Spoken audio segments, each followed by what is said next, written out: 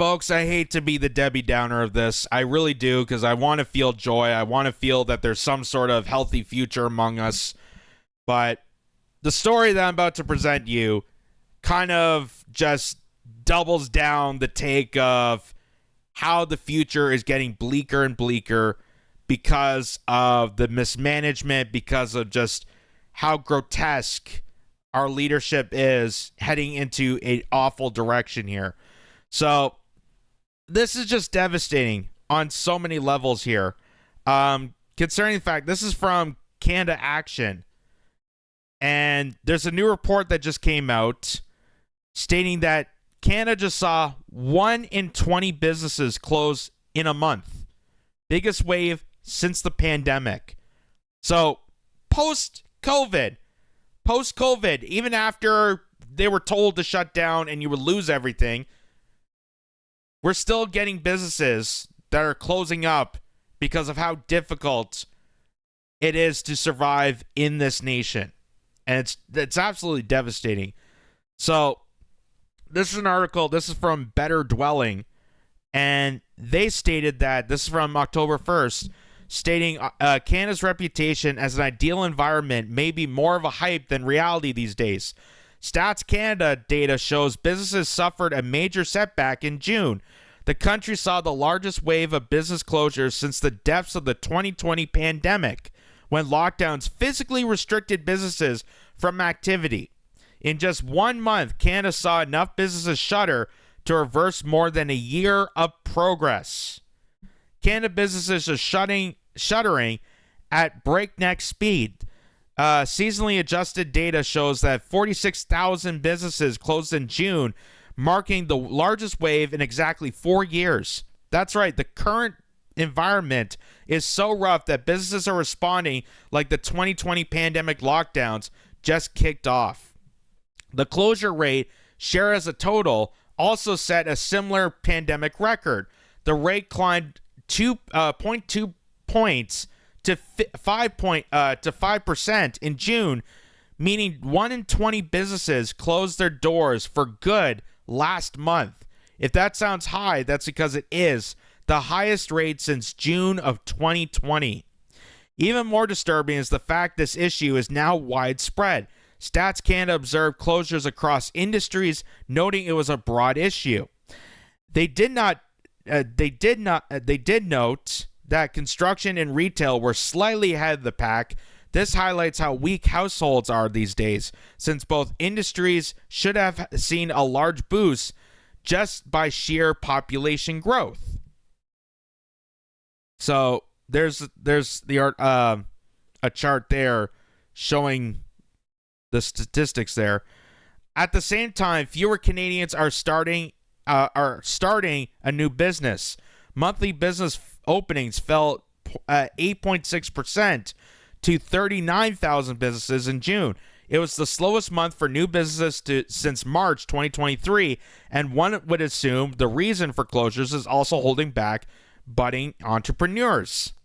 The opening rate openings as a share of total active businesses was also much weaker than usual. The rate fell 0.4 points to 4.2% in June, marking the weakest rate since August of 2021. Once again, the weakness was observed across all industries, with construction and retail showing a slightly faster erosion. More businesses closures and fewer openings means a decline in total businesses in Canada. The net balance of openings and closures reduced active businesses by 1% to 929,000 in June. This is the lowest number of active businesses since April of 2023, meaning a single month wiped out over a year of gains for the Canadian economy. But people like Justin Trudeau and Chrystia Freeland and even Doug Ford will tell you how great everything is. We have the strongest economy. We're fast track. You got to keep going with us. Ontario's open for business. Look at us. We made it convenient for alcohol sales. Canadian businesses are closing at one of the fastest clips in history, a rate not seen since they were locked down by a pandemic and physically restricted from doing business. That doesn't bode well with the rising unemployment rate elevated even higher for young adults. It also seems to conflict with the narrative of a strong economy that's the envy for other G7 countries. Yes, when they brag to other nations that the high inflation, the endless taxation, the high unemployment, the mass closures of small mom-and-pop businesses means that Canada is strong. That's the narrative that they want to brag to other countries. That we're destroying our empire within, but it's okay because we're doing it on the behest of the military-industrial complex, NATO, the WEF, the WHO. They'll look after us, right? They'll care for our safety and security when everything is wiped out. So that's alarming. That's scary. And I said this during the pandemic, obviously. We showed numerous clips. We showed that almost 70% of businesses just in Toronto alone have ceased to exist because of the pandemic, because of the malpractice of telling people that they need to shut down their livelihood, they need to shut down their businesses. The government's going to take care of you, though, and they never actually got the compensation to stay alive.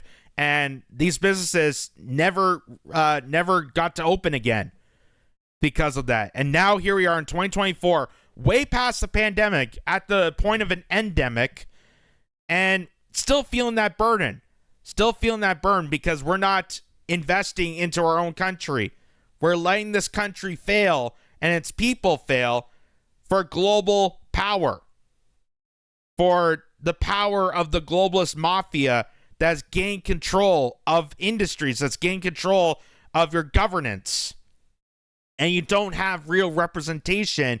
You just have subordinates that are responding to a global mafia, the people at Davos, the people of the G7 that already don't give a damn, don't have initiatives to respond to the nation's weeps, that their businesses are crumbling, that economics are bad. As, you know, that movie, The Network, that I recommend people watching, from 1976, Robert Duvall, there's that scene where they go to the boardroom and say that the world, there's no countries. They don't see countries in this world. They see companies and the international flow of dollars. And that's what it's turned into. That's what this is. When you don't have small businesses that are, when you have a huge amount of small businesses that are closing down, on top of not being able to start a business and grow and prosper in this country, on top of high unemployment, on top of mass inflation and cost of living that's putting a burden on top of everything else, that's a country in crumbles. That's a country on its deathbed. And the fact that our leaders, Justin Trudeau, Chrystia Freeland, and other members of the Liberal Party and other members of Parliament are bragging to you, are bragging and lying to you about how great the economy is, maybe for them, because they're going to get, you know, they're going to get their pensions, they're going to get good paychecks. They didn't lose their jobs during the pandemic. They still were able to work. They were still able to do their outrageous, you know, over governance and totalitarianism. They weren't told to lock down. They weren't told to shut down their businesses. But the real backbone of this country, the real essential people that help this nation flow, they are the ones that are crippling down to rock bottom because of the malpractice of our leadership. And I want to add this to the segment too that I found recently, because this lady makes a great point. This is Kathleen Aldridge. And she points out that the Ford government, so the Premier of Ontario, Doug Ford, his government closed 11 independent Service Ontario outlets. So you remember when they thought it was a great idea? They thought it was a great idea to shut down Service Ontario, to send it off to Staples, because that is going to make it convenient for people. And I said it was kind of ridiculous, because what about the small towns? What about the small Ontario towns that don't have a Staples? Are they going to go, they're going to have to go to like another community? Are they going to have to take an hour's drive to get their health card renewed or their driver's license checked or reinstate their plates? Are they going to have to drive elsewhere and not get the service because they're not a resident in that area? Like, that, it didn't even make sense to me, the whole purpose of this. But they said it was supposed to be more convenient and it was supposed to help the economy better. Well, take a look at this. The Ford government closed 11 independent Service Ontario outlets, leaving the contractors liable for the terminations of staffs and leases. And with no EI, they are unemployed. The winner is an American-owned Staples company plus $1.75 million prize for installations. So all this means is that Service Ontario, that was once independent Ontario contractors that were hired by people of Ontario, are being squashed out and being outsourced to an American conglomerate. And that is what we're seeing across the board, folks. Whether it's Service Ontario or even Tim Hortons. Tim Hortons, the most iconic Canadian coffee chain brand here. Anyone says the word Tim's, they know what you're talking about, or Double Double. Most iconic coffee chain in Canada. I can't even say is a Canadian icon anymore because it got sold off to a restaurant conglomerate, an international brand that also owns Burger King. And because it's sold off to an international conglomerate, the hedge fund and the investors of that company are not hiring Canadians anymore. They rather take in and pay the government to keep the borders open, to bring in stragglers, and dangle a carrot in front of their nose to work cheap. So cheap that the UN even did a report saying that Canadians are practicing a modern-day take of slavery because of this. That they're wiping off young Canadians that could easily get a job at Tim Hortons. That used to be a gateway into the employment world. Young Canadians, high schoolers, that used to be the prosperous, workplace. I know so many people that worked at Tim Hortons. My cousin worked at Tim Hortons. That was like the pathway to getting into the workforce. But now they don't even get chance.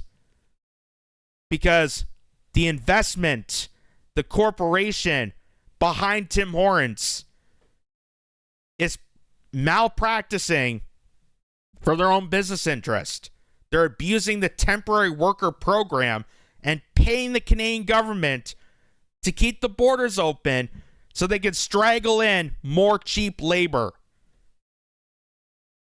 instead of actually hiring Canadian citizens running their own backyard. And that to me is the demise, and that to me is a betrayal of Tim Hortons. That's a betrayal of people. That's a betrayal of the community. And it's also just a demise and despair of the country. That it's being sold off left, right, and center. That they're outsourcing your manufacturing. And now it seems like reverse outsourcing. Because it used to be they take the company over to Bangladesh or Taiwan or China or any depraved nation, Haiti, third world nations in Africa. They used to send those companies over there. But now they just bring them to our neck of the woods and dangle a carrot in front of their nose, promising them employment, promising them a better life than their deprived nation that we pretty much destroyed in the first place. give them a false sense of hope that they can survive here in Canada, and then exploit them for cheap labor. Which is why I don't blame immigrants for coming here. I don't blame the immigrant for looking for a job the same way that most Canadians are. They're trying to survive in this world as much as you and me. And a lot of it has to do with the fact that our government, our agencies, the people above us, the 1%, the oligarchy, exploits us, exploits these people. It's the economic hitmen that go around and exploit these countries, put sanctions, put them in outrageous war battles, do civil wars, enact these hideous, outrageous economic hit jobs on these nations so that these people have to leave their homeland and seek refuge elsewhere. And then these companies come in and dangle a carrot in front of their nose saying, hey, come to our backyard. Come work at us. You can get a nice house in, Springfield, Ohio, or Brampton, Ontario, or whatever it is. And you can work cheap. You'll have a nice life here in Canada, United States. But you won't actually be treated with the dignity and respect of a real employee. And that's how they're able to exploit the game. And you notice how Tim Hortons or Staples or any of these big mega outlets, they're not being mentioned in that article. You notice that. But your favorite diners, the mom and pop shopping retails that maybe are on the main street of your downtown, they're the ones getting destroyed. Those are the retailers, the restaurants, and the shops and businesses that are the backbone of society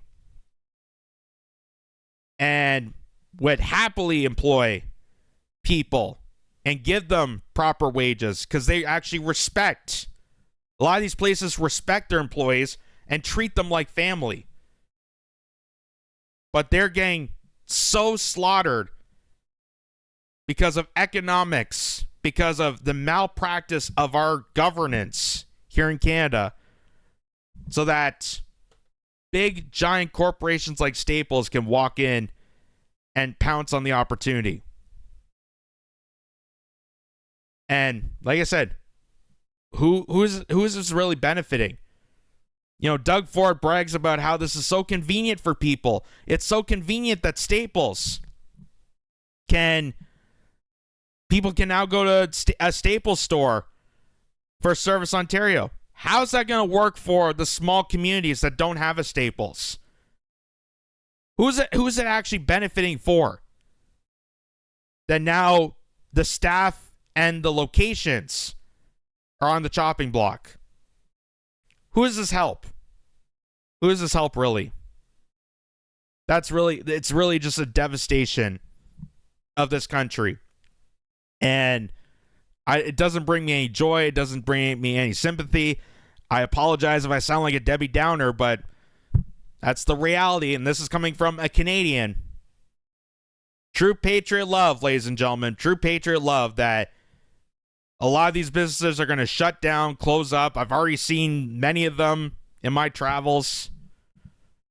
And it just seems like the future is going to be very, very bleak if we don't do something about it.